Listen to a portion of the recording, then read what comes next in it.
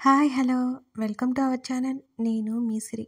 ఈరోజు మనం చెప్పుకోబోయే కదా ప్రియాని దాన్ని పార్ట్ 116. మన ఛానల్కి కొత్తగా వచ్చినట్లయితే సబ్స్క్రైబ్ చేసుకోవడం మర్చిపోకండి. ఇక కథలోకి వెళ్దాం. చిన్నగా నవ్వినవ్వనట్టు పెదవులు సాగదీశాడు రిషి. నీకు చెప్పడం మర్చిపోయాను, ప్రదీప్ ఎంగేజ్మెంట్కి కూడా వెళ్ళలేదు, కనీసం పెళ్ళికైనా వెళ్ళాలి, పంపుతావా అని అడిగింది అవని. ఆ సమయాన్ని తేలిక చేయాలి అనేది ఆమె ప్రయత్నం. అతని మీద నుంచి లేచి పక్కన కూర్చోడానికి చూస్తుంటే అతని చేతులు ఇంకా బిగుసుకున్నాయి ఆమె చుట్టూ. నేను వద్దంటే నువ్వు ఆగుతావా అని అడిగాడు రిషి. ఎంతైనా హస్బెండ్వి కదా, ఆగాల్సి వస్తుందేమో అవని పెదవి విరిచింది. నిన్ను ఆపే ధైర్యం నాకెక్కడ ఉంది అన్నాడతను వెంటనే. నువ్వు గట్టిగా అరిస్తే చాలు అదిరిపోతాను, అలా మాట్లాడుకో, ఎవరైనా వింటే నిజమే అనుకుంటారు. ఆమె మాటలకి ఈసారి చిన్నగా నవ్వేశాడు అతను. ఇప్పటికే చాలాసేపు మోసావు అంటూ బలవంతంగా విడిపించుకుని నిలబడింది అవని. అతని చేతులతో వెనక్కి బ్యాలెన్స్ చేసుకుంటూ నట్టుగా వాలిపోయి ఆమె వైపు చూశాడు. నా చీర అంతా తడిపేశావు, తన్ని తాను చూసుకుంటూ చెప్పింది అవని. అందులో నా తప్పేముంది అని అడిగాడు. మరి ఎవరిదో? చీర కొంగుతో మెడ దగ్గర తుడుచుకుంటూ అంది అవని. మళ్ళీ అడగలా, నీదే అన్నాడు అతను. అతని వైపు చిరుకోపంగా చూసింది అవని అతని మాటలు విన్నాక. చెప్పడం మర్చిపోయాను, అమ్మ నిన్నొకసారి రమ్మని చెప్పింది, వెళ్తావా అని అడిగాడు రిషి. నువ్వు కూడా వస్తే వెళ్తాను అని చెప్పింది అవని.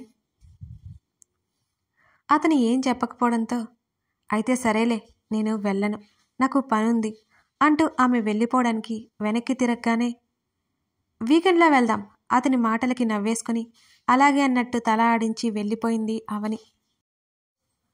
ఒకరోజు ప్రతిమ దగ్గరికి వెళ్ళింది అవని. తను వెళ్తూ ప్రదీప్ని కూడా రమ్మని చెప్పింది. ఇద్దరు బయలుదేరారు. అవని వెళ్ళేసరికి ప్రదీప్ ఇంకా రానేలేదు. అవనిని చూడగానే ఇదివరకట్లా మాట్లాడలేదు ప్రతిమ. తలదించుకుని కూర్చుని ఉంది. తన కోసం, ప్రదీప్ కోసం, వారి స్నేహం కోసం ప్రతిమ చావు వరకు వెళ్ళడం అవనికి నిజంగానే ఆశ్చర్యంగా ఉంది. తన స్నేహాన్ని అంతగా కోరుకుంటుందా? తనని క్షమించే బుద్ధి అవుతుందే తప్ప కోపడ బుద్ధి కావడం లేదు అవనికి. ప్రతిమ ఎలా ఉంది ఇప్పుడు అని అడుగుతూ పక్కనే కూర్చుంది అవని. ప్రతిమ బాగుంది అన్నట్టు తల ఊపింది. ఇంకా ఏదో తప్పు చేసిన దానిలా అలా ఉండకో, ఆంటీ అంకుల్ చాలా బాధపడుతున్నారు, ప్లీజ్ నువ్వు ఇలా ఉండేవాళ్ళని ఇంకా బాధ పెట్టకు. ఆమె చేతిని పట్టుకొని అవని సర్ది చెప్పింది. ప్రతిమ తలాడించింది. ప్రదీప్ వస్తానన్నాడే, ఇంకా రాలేదేంటి? ప్రదీప్ మాట వినగానే ప్రతిమ ముఖం వెలవెలాబోయింది. మీ ఇద్దరి కాళ్లకు నమస్కరించినా నేను చేసిన పొరపాటు తీరిపోదు, ప్రతిమ కళ్ళు తుడుచుకుంటూ అంది. ప్రదీప్తో మాట్లాడావా? ఆమెకు నచ్చజెప్తూ అడిగింది అవని. ప్రతిమ మాట్లాడాను అన్నట్టు తలాడించింది. తన ప్రేమను దూరం చేసినందుకు క్షమాపణలు చెప్పాను. ప్రదీప్ నవ్వి ఊరుకున్నాడు. కారణం, ఇప్పుడు నువ్వు హ్యాపీగా ఉండడం అవని. తనకి నేను ఎప్పుడూ ఫ్రెండే అన్నాడు. నేను చాలా పెద్ద తప్పు చేశాను అవని. ప్రతిమ మళ్ళీ ఏడవడం మొదలుపెట్టింది. ప్రదీప్ కూడా అప్పుడే వచ్చాడు. అవని ప్రదీప్ ముఖముఖాలు చూసుకున్నారు. ప్రతిమ ఏడుస్తోంది. ఆ టైంలో నేను ఎందుకు అలా బిహేవ్ చేశానో. నేను అప్పటి వరకు అనుకున్నాను మీ ఇద్దరూ సంతోషంగా ఉంటే చాలని. నాలో ఏ దుర్బుద్ధి పుట్టిందో తెలియదు. నా ఆలోచనలు విషపు సర్పంలా మారాయి. అదును చూసి కాటు వేశాయి. కానీ నేనప్పుడు ఒకటే అనుకున్నాను అవని. రిషి గారు ఆస్తిపరులు, కుటుంబం ఉంది, నువ్వా ఇంట్లో సంతోషంగా ఉంటావని అనుకున్నాను. ఆవని చేతులు నుదురికి ఆనించుకుని ప్రతిమ బోరున ఏడ్చింది. సరే, జరిగిందేదో జరిగిపోయింది కదా, ఇక వదిలే అని అంది అవని. లేదు, ప్రదీప్ విషయంలో కూడా చాలా తప్పు చేశాను. అతని ఆశల మీద నీళ్లు జల్లేశాను. నువ్వు దోషిగా అయ్యావు. ప్రదీప్ వచ్చిన విషయం తెలియని ప్రతిమ మాట్లాడేస్తోంది. ప్రదీప్ కూడా ఆమెకు కాస్త దూరంలో కూర్చున్నాడు. ప్రతిమ, ప్రదీప్ మాటలకి ఉలిక్కి పడ్డట్టు చూసింది ప్రతిమ. అవని ఇద్దరిని చూస్తోంది. జరిగిందేదో జరిగిపోయింది, ఇక వదిలే, ఇప్పుడు మేము బాగానే ఉన్నాం అని ప్రదీప్ అన్నాడు. ప్రతిమ కళ్ళు తుడుచుకుంటూ తలాడించింది. ఈ ప్రస్తావన మన మధ్య మరోసారి రాకూడదు అని అవని ఇద్దరిని చూస్తూ అంది. అక్కడ కాసేపు నిశ్శబ్దం అలుముకుంది. ప్రదీప్ తన పెళ్లి చేసుకోబోయే అమ్మాయి ఫోటో చూపించాడు. పేరేంటి? అమ్మాయి బావుంది. ఆ ఫోటో వంక చూస్తూ ఉంది అవని. అనన్య అని అన్నాడు ప్రదీప్. ప్రతిమ కూడా ఆ ఫోటో చూసింది. వాళ్ళిద్దరి ఎంగేజ్మెంట్ పిక్స్ చూస్తుంటే ఇద్దరు ఈడు జోడు అనిపించారు. గట్టిగా ఊపిరి తీసుకుని మనస్ఫూర్తిగా కంగ్రాట్స్ చెప్పింది ప్రతిమ ప్రదీప్కి. తనది కానిది తనకెప్పటికీ దక్కదని ప్రతిమకి అప్పటికే అర్థమైపోయింది.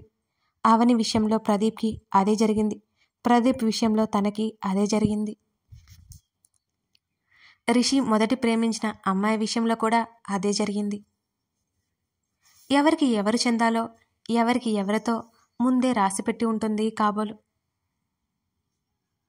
ప్రతిమ ఆ నిజాలని యాక్సెప్ట్ చేయడానికి ప్రయత్నిస్తోంది. అటు నుంచి అటు నీరజ వాళ్ళింటికి వెళ్ళాలి అనుకుంది. కానీ వాళ్ళు లేరు అనే విషయం గుర్తుకొచ్చి ఇంటిపాట పట్టింది అవని. తను కూడా రిషితో పాటు వెళ్తే బావుండు, ఇంట్లో అసలు ఉండాలి అనిపించలేదు. కానీ అతని కోసం ఇలా ఎదురు చూడడం కూడా చాలా నచ్చింది అవనికి. ఆ రోజు తన అత్తయ్య కాల్ చేయడం, ఇంటికి రమ్మనడం కూడా జరిగాయి. వీకెండ్లో ఇద్దరం వస్తామని ఆవిడకి మాట ఇచ్చింది అవని. ఆవిడ సంబరంగా మాట్లాడింది. ఇంకా 4 రోజులు టైం ఉందిగా, అయ్యగారు ఏమంటారో అనుకుంది అవని రిషిని గురించి. శుక్రవారం ప్రదీప్కి పెళ్ళి. అది అయిపోయాక అటు వెళ్ళిపోవచ్చు. తనకేమో అందరితో కలిసి ఉండాలని ఉంటుంది. రిషి అలా కాదు, ఎప్పుడూ లోన్లీనెస్ కోరుకుంటాడు. ఇప్పుడైనా ఇంతకుముందు కూడానా ఏమో. వాళ్ళ అమ్మగారితో మంచి అటాచ్మెంట్ ఉండేదని తను విన్నది. ఇప్పుడు ఎందుకు ఇలా అవనికి అర్థం కాలేదు. అతని గురించే ఆలోచిస్తూ కూర్చుంది అవని. అతను వెళ్ళిపోవాలి అనుకున్నాడు కదా, ముందు నుంచే అందరినీ దూరం పెట్టేశాడేమో. ఆమెకి మెల్లిగా విషయం అర్థమైంది. దూరంగా అరుణవర్ణంలో ఉన్న సూర్యుడు మెల్లిగా ఆకాశం కింద దాక్కోవడానికి వెళ్ళిపోతున్నాడు. అతనిని అందుకోవడానికి చూసిన పక్షులు తన ఆశ నెరవేరక వెలవెలబోతూ తమ ఇళ్లకు బయలుదేరుతున్నారు. నీరెండ మెల్లిగా కనుమరుగైపోతోంది. సంధ్యాతెర ఆకాశమంతా పరుచుకుంది. అవనికి ప్రకృతి అంటే చాలా ఇష్టం. నిజానికి చిన్నప్పటి నుంచి తన భావాలను పంచుకోవడానికి తనతో ఉంది ఈ ప్రకృతేగా. మరి జడ వేసుకుందామని బాల్కనీలోకి వచ్చి అలా చూస్తూ చేతిని గడ్డం కింద పెట్టుకుని మోచేతిని రైలింగ్కి ఆనించింది. ప్రకృతిని చూస్తూ మైమర్చిపోసాగింది. గదిలోకి వస్తూనే చొక్కా గుండీలు తీసేస్తూ తల తిప్పి చూశాడు రిషి. అక్కడ తన సతీమణి కనిపించగానే అప్రయత్నంగా అతని అడుగులు అటువైపుకి వెళ్ళాయి. అతని చొక్కా సోఫా రెక్క మీద వాలింది. బాల్కనీ డోర్ దగ్గర నిలబడి ఆమె వైపు చూశాడు. కాస్త ముందుకు వంగినట్టుగా రైలింగ్ మీద మోచేయి ఆనించి నిలబడంతో ఆమె నడుము భాగం స్పష్టంగా కనబడుతోంది అతనికి. ఆమె చీర కొంగు గాలికి రెపరెపలాడుతోంది. ఆమె జుట్టు అలలు అలలుగా ఎగురుతోంది. ఆమె నించుని ఉన్న ఆ భంగిమ ఒక్క క్షణం అతని మతిపోగొట్టేస్తున్నట్టు అనిపించింది రిషికి. గాలికి రేగుతున్న కురులను మొత్తం భుజం మీదుగా ముందుకు వేసుకుంది అతను చూస్తుండగానే. అతను వచ్చిన విషయం కూడా ఆమె గమనించుకోలేదు ఆ సమయంలో. అతను చూస్తుండగానే నిటారుగా నిలబడి జుట్టు అంతా పైకి కొప్పు పెట్టేసుకుంది అవని. అతని చూపులు ఆమెను ఆపాద మస్తకం తడుముతున్నాయి.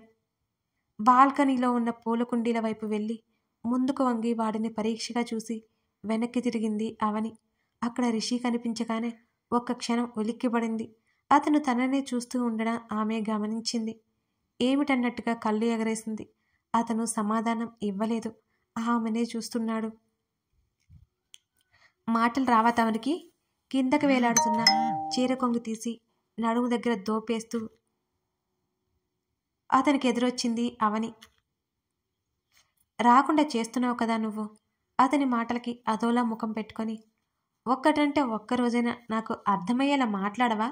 ఆమె ఏడుపు మొహం వేసి అడిగింది. నీకు అర్థం కాదులే అని అతను వెనుతిరిగాడు. నాకు అర్థం కాలేదు అంటే కారణం సరిగ్గా చెప్పలేదని అతని వెనకే నడుస్తోంది అవని. అతను ఆమె వైపు చూసి నిట్టూర్చాడు. నీకు మాట్లాడడం చాలా బాగా వచ్చిందని నాకు అర్థమైంది కాబట్టే కూల్గా ఉండు అని అతని మాటలకు పెదవులు బిగించి ఉక్రోషంగా చూసింది అవని. త్వరగా రెడీ అయితే వెళ్ళాలి అన్నాడు. వెళ్ళాలా? ఎక్కడికి? అయోమయంగా అడిగింది అవని. మమ్మీ రమ్మంటుంది అన్నాను కదా అని అన్నాడు రిషి. వీకెండ్ అన్నావు కదా అని ఆమె అడిగింది. లేదు ఇవాళే అంటూ తన చొక్కా తీసి హ్యాంగర్కి తగిలించాడు. నిజమా? నేను అత్తయ్యతో మాట్లాడాను. వీకెండ్లో వస్తాను అంటే సరే అంది. సడన్గా ఏంటి అని అవని ఆరా తీసింది. నాకు ఇవాళే వీలవుతుంది. అతడు ఒకే ఒక్క మాట చెప్పి అక్కడి నుంచి బాత్రూంలోకి వెళ్ళిపోయాడు. అవని మూతి తిప్పుకుంది.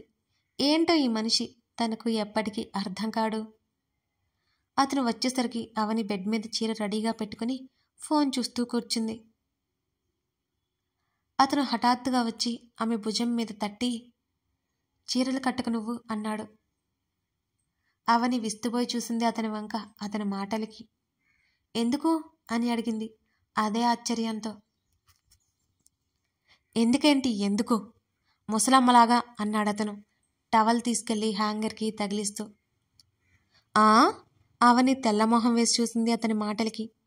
అతని మాటలకి కోపం లాంటిదేదో పొంగుకొచ్చింది అవనికి.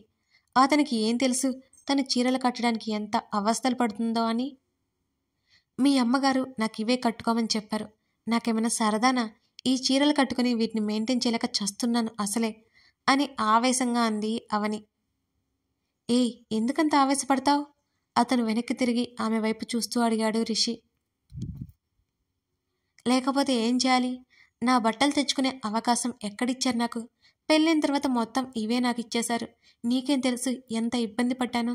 చీరలు కట్టుకోవడం నాకు ఇష్టం ఉండదు అవని చెబుతూ ముఖాన్ని చిన్నబుచ్చుకుంది. మరి అయ్యో అనిపించింది అతనికి. నిజంగానే అవి చాలా చిన్న చిన్న విషయాలు, కానీ వాటి వల్ల ఇబ్బంది పడేవారికి మాత్రం అవి చాలా పెద్ద విషయాలు. అతను నిజమా అన్నట్టు చూస్తుంటే, అవును నాకు అదే చెప్పారు. ఒకవేళ ఇదేమైనా మీ ఇంటి ఆచారం అని నేను అప్పటి నుంచి ఇవే కడుతున్నా. లేకపోతే హాయిగా డ్రెస్సులు వేసుకోపోయానా? మరి తమరి చేత ముసలమ్మ అనే బిరుదు కూడా ఇప్పించుకుంటానా బోనస్గా అని కొరకొరా చూస్తూ అంది అవని. బట్టల విషయంలో నిన్నెవరూ రిస్ట్రిక్ట్ చేయరు. నువ్వు మరీ ఇంత మూర్ఖరాలివి అనుకోలేదు అతను దగ్గరికి వస్తూ విసుగ్గా అన్నాడు. అవని మాట్లాడలేదు. ఆమె కూడా బట్టల గురించి ఇంకా ఆలోచించలేదు. మరి అవని ఏం మాట్లాడకపోవడంతో ఆమె ఫీల్ అయిందేమో అని అతను అనుకున్నాడు. ఆమె చేతిని పట్టి లాగడంతో అతని వైపుకు తిరిగి కళ్ళు ఎత్తి చూసింది అవని. నీకు నచ్చినట్టుగా ఉండు, ఇంతకంటే నేనేం చెప్పలేను అని అంటున్న అతని మాటలకి, సరే ఈ ఒక్కరోజుకి ఈ చీరతో అడ్జస్ట్ అయిపోతాలే. ఇక నువ్వు కట్టుకోమని చెప్పినా కట్టుకొని చూడు. నువ్వు ముసలమ్మ అన్నావు, నేనేం మర్చిపోను. అవని ముఖం చిన్నగా చేసుకుని అతని వంక ఉక్రోషంగా చూసింది. గాడ్, నేనేదో క్యాజువల్గా అన్నాను అన్నాడు రిషి. క్యాజువల్గా అలా ఎవరు అనరు. అతని నుంచి చేతిని లాక్కొని రొసరొసలాడుతూ వెళ్ళిపోయింది ఫ్రెష్ అయిపోవడానికి. అవని ప్రవర్తనకు విస్తుపోయి పెదవి విరిచి భుజాలు కదిలించాడు రిషి. వాళ్ళు వెళ్ళేసరికి బాగా రాత్రి అయిపోయింది. రిషి తండ్రి నారాయణ్ ఏదో పని మీద ఊరు వెళ్ళాడు. రాధారాణి ఇద్దరికి ఎదురొస్తూ సంతోషంగా స్వాగతం పలికింది. తన అక్కా బావల కోసం తెగ చూస్తున్నాడు మణి. రిషి ముఖంలో కొత్త సంతోషం కనబడుతోంది రాధారాణికి. అవని కూడా ఇదివరకట్లా ముభావంగా ఉండకుండా రిషితో తనతో సరదాగా మాట్లాడుతోంది. ఒక్కసారిగా రాధారాణి ముఖంలోకి దిగులు వీచుకొకటి తలుక్కున మెరిసింది. ఆ రోజు తన కొడుక్కి అవనిని ఇచ్చి పెళ్లి చేయడానికి ఆమె అవనిని బాధ పెట్టాల్సి వచ్చింది. లేకపోతే తనకి కోడల వరుస అవుతుంది. చుట్టాలమ్మాయి ఎంత కలిసిపోయి కలుపుకోలుగా ఉండేదో. అవని వైపే చూస్తూ ఆలోచిస్తున్న రాధారాణిని రిషి పిలవడంతో ఉలిక్కిపడి చూసింది ఆమె. కథ కొనసాగుతోంది. కథ నచ్చినట్లయితే లైక్ చేసి మీకేమనిపించిందో కామెంట్లో చెప్పండి. అలాగే మరిన్ని కథల కోసం మన ఛానల్ని సబ్స్క్రైబ్ చేసుకొని మీ స్నేహితులకి షేర్ చేయండి. మర్చిపోకండి. Thank you for watching this video. మరో ఎపిసోడ్తో కలుద్దాం.